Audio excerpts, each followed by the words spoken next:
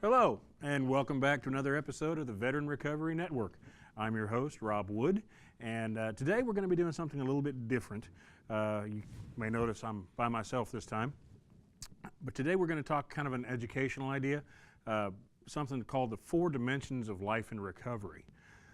In the 4 dimensions of life and recovery, we look at some different ideas about things that we really have to focus on to have our recovery moving forward. And it doesn't matter if we're talking about substance use disorder or a mental health issue or just about anything that you want to look at. We want to be able to really focus on just building the best life that we can. And for veterans, there's a lot of things that we deal with things that most folks don't.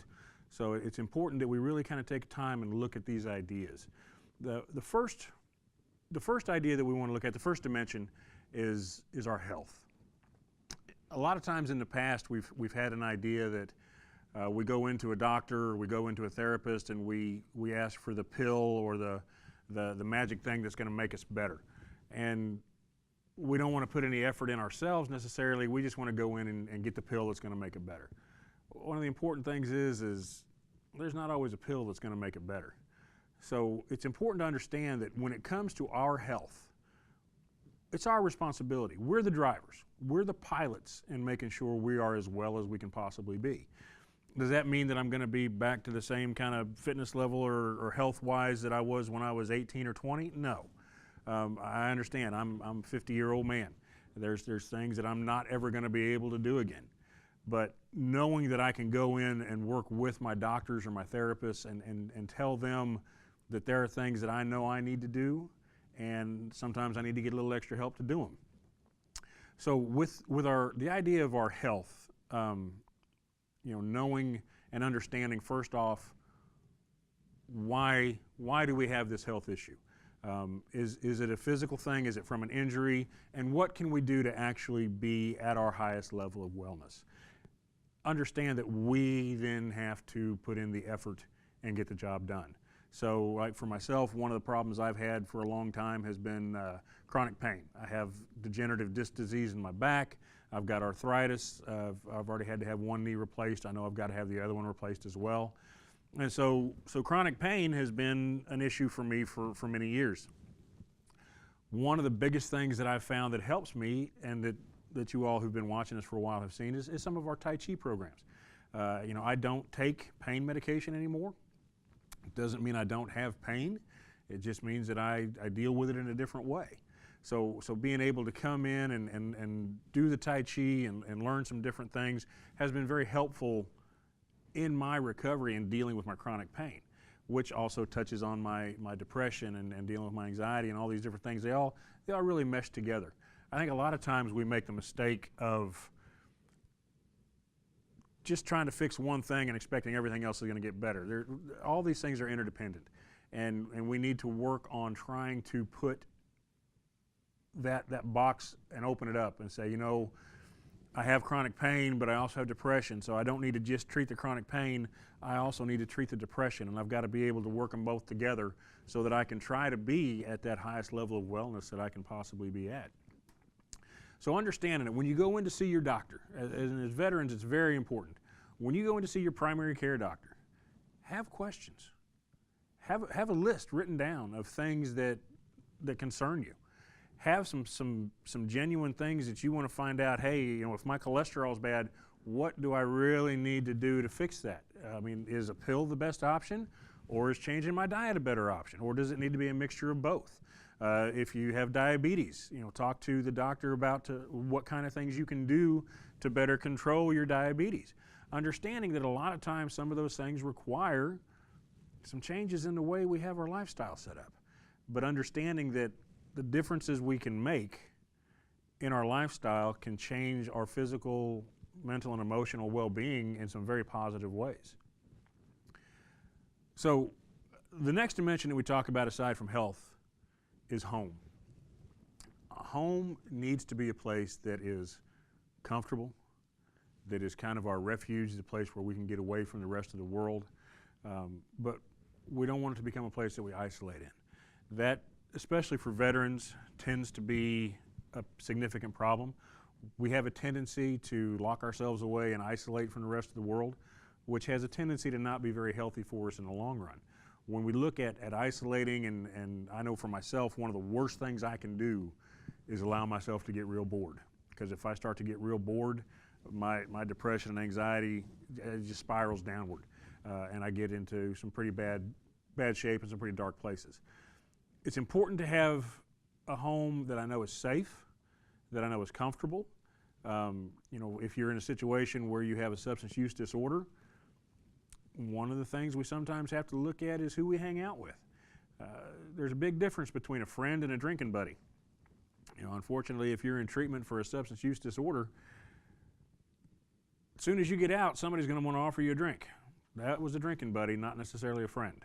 So understanding what some of those differences are and making some of those hard decisions to really get our recovery as the main thing in our life can be very challenging.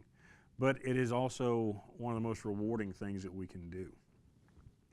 The third dimension that we talk about is purpose. Why do we get up in the morning? What is the thing that actually gets me up, drives me to get out of bed, drives me to not be isolated in my home? And that purpose can be different. It is different for all of us. You know, for some folks, it's being in service. You know, being able to go and help others. You know, some others it's for having a job. Others it can be for family. So, you know, if you've got a job, you got a career, you're doing something you like, or you're working toward a goal, knowing that you have that purpose in life is huge in a life of recovery. If you haven't found a real purpose, I know sometimes I have veterans who come in who maybe 100% service connected and they don't really have a need to work, but you still need to have that purpose, have that drive, the reason that you still get up every morning. The reason that you get up to start the day. Having that purpose is the driver behind why we want to be well, why we want to be in recovery. So that dimension is one that oftentimes kind of gets overlooked, or we're not sure. We get up and we go to work and we come home and that's our day. Have a reason. Find a reason. And for a while, your purpose can be finding your purpose. It's something that can be very gratifying. I know I've found for myself there's lots of things that I do in my life now that, when I wake up in the morning, or as I used to dread the day, now I wake up and I look forward to the things that I'm going to be doing. I look forward to knowing that I'm going to be coming into work and I'm going to be helping other veterans. Or, if I'm doing something, on the weekend where I've got a specific goal, working with a nonprofit that serves veterans as well. There's just all kinds of opportunities out there that you can find. It may be a hobby. I've had a real good friend of mine who, it seems his purpose in life has been rebuilding an old Chevy wagon, and he loves it. But it's something that gives him a sense of purpose. His job was what he did so that he could afford to do the things that he wanted to do. And finding those things are very important. The last step, the last dimension that they talk about is community. A lot of times we really need to be engaged with other people. As veterans, sometimes we have a little problem with that because we know the rest of the world does not always think the same way we do. We've all been through, even if it was just basic training and peacetime service, you still went through basic training. We still have a different mindset than what most people do. We don't look at the world the same way they do. So sometimes it's harder to find that community. There are a lot of service organizations, VFW, Disabled American Veterans, American Legion, just to name a few. Those are places where you can find and socialize with other veterans and find that community and get that idea of, there's always somebody there that can help if you need it. I know some folks in recovery, a big part of their community has been dealing with AA or NA. Those can be real places of salvation for people who are trying to live that life in recovery, and having that community of people that they can, one, be accountable to, and know that this is a place that I can go and it's safe and I'm not being judged, and it's just important that I'm able to get in there and have other people that I can lean on when I need to. That becomes very, very important. For some folks, it can be a community of faith. We can be a hobby group. I've actually had some folks who looked at their remote control airplanes they had a group of folks that would meet once a month, and they'd get together and fly their planes. And this became a big part of his recovery because he knew that his focus was his hobby of building those planes. That was really his purpose.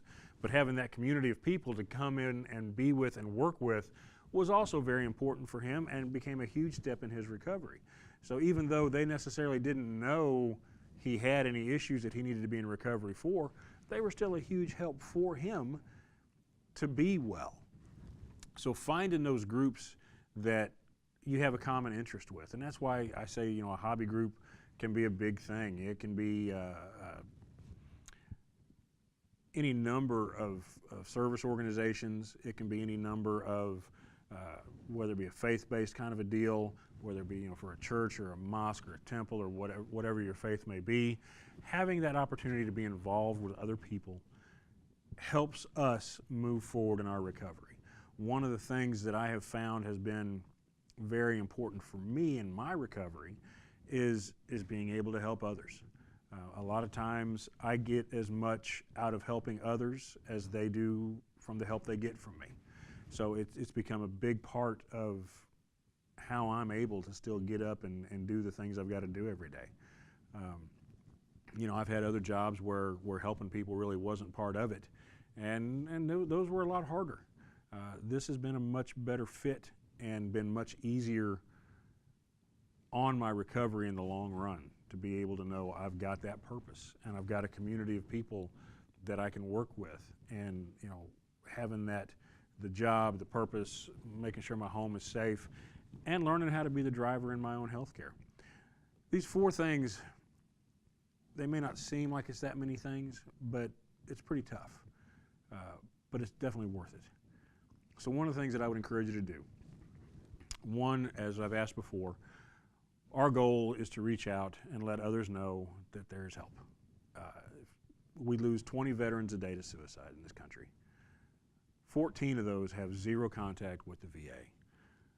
Please, if you're watching this, whether it's on Fayetteville Public Access or if you're watching it on YouTube, especially if you're watching on YouTube, please share it, get it out there, put it on Facebook, do whatever you can so that we know we can get this message out to as many veterans as we can.